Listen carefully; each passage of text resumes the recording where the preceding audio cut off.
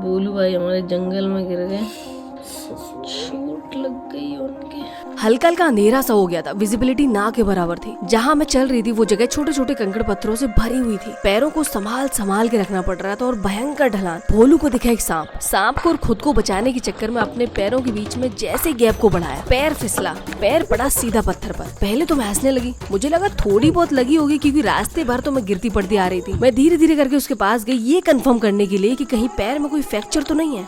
मैंने परिक्रमा कर रहे लोगों से कई बार सुना है कि सूलपानी के जंगलों में जब सनसेट और सनराइज होता है ना, तो लगता है जैसे कि हिमालय में आ गए हो। हर पहाड़ कैलाश पर्वत सा दिखता है, बस बर्फ की कमी है। इन जंगलों की डाइवर्सिटी बहुत ज्यादा है। कभी टेम्परेचर 45 पार चला जाता है और शाम होते ही 15 के नीचे गिर जाता है। हर तरफ लगता है जैसे जंगल में आग लगा दी हो। ये छोटे छोटे बच्चे जिन रास्तों पर भाग रहे हैं ना, वहाँ हम सही से चल भी नहीं पा रहे। जैसे ही मैंने 2 पहाड़ों को पार किया और इस पॉइंट पे आकर पता ही नहीं चल रहा कि जाना कहाँ है। राइट में पहाड़, लेफ्ट में खाई, सामने खाई और पीछे से तो हम आई हैं। हमें लगा शायद हम भटक गए। ऐसी सिचुएशन में हम जोर से चिल्लाते नर्मदे हर, अगर आसपास कोई होगा तो आकर हमें रास्ता बता ही देगा। सोचा थोड़ा और आगे जाकर देखते हैं, शायद कोई मिले तो रास्ता बता दे। सामने एक पेड़ पर फटी हुई बोरी लटकती दिखी। ये रास्ते का साइन होता है कि रास्ता यहीं से है। यहाँ पे रास्ते में एरो लगे हैं, पर रास्ते में थोड़ा ध्यान से चलना है, बहुत खतरनाक रास्ता है। एक पहाड़ी पे एक घर, वो उस पहाड़ पे एक घर है और एक नीचे वाले पहाड़ पे। ये लोग लाइन बना के देखो, काफी सालों से लोग इन पहाड़ों पे चलते आ रहे, तभी यहाँ पे रास्ते हैं। वो आदिवासी लोग जा रहे हैं ना जो उस पहाड़ के उस तरफ, पता नहीं कितनी कितनी दूर से आ रहा है भैया। मतलब कितना हैबिचुअल है चलने में ये लोग। अब थोड़ा आगे आगे मुझे एक घर दिखा है, दूसरा घर।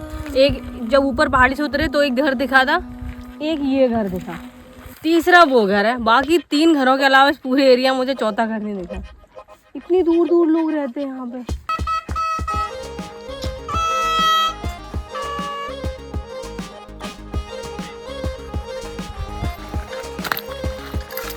देख गया आश्रम तो बिल्कुल नर्मदा जी के घाट पे है, बिल्कुल। मैं इतना धीरे धीरे चल रही हूँ डर की वजह से। पगडंडियां ना के बराबर हैं, सही से चलने की जगह भी नहीं है। जब भी आसपास कोई मंदिर होता है ना, तो दूर दूर तक चारों दिशाओं में झंडे लगे होते हैं। झंडे को देखने के चक्कर में थोड़ा ध्यान यहाँ वहाँ गया और सीधा मैं जमीन पर उठी, कपड़े झड़ाए और वापस से फिर चलना शुरू। चोट तो लग गई, अब आश्रम में जाकर ही औषधि लगानी पड़ेगी। यहाँ कहाँ से लाऊं? नर्मदा परिक्रमा में अभी तक चैलेंज था चलना है, पर अब है संभल संभल के चलना है, चाहे दिन में 5 किलोमीटर ही क्यों न चलना पड़े। मैं तो बस निशानों को पकड़ पकड़ के चलते जा रही हूँ। पीछे पलट कर तो देख भी नहीं रही हूँ क्योंकि जंगल में जंगली जानवर का भी खतरा है। समझ नहीं आ रहा इस हेल्पिंग रिवर को पार कैसे करेंगे इस अंधेरे में, और अंधेरा तो होता ही जा रहा है। लग रहा है शायद आज रात यहीं खुले आसमान के नीचे नर्मदा मैया के किनारे ही बितानी पड़ेगी।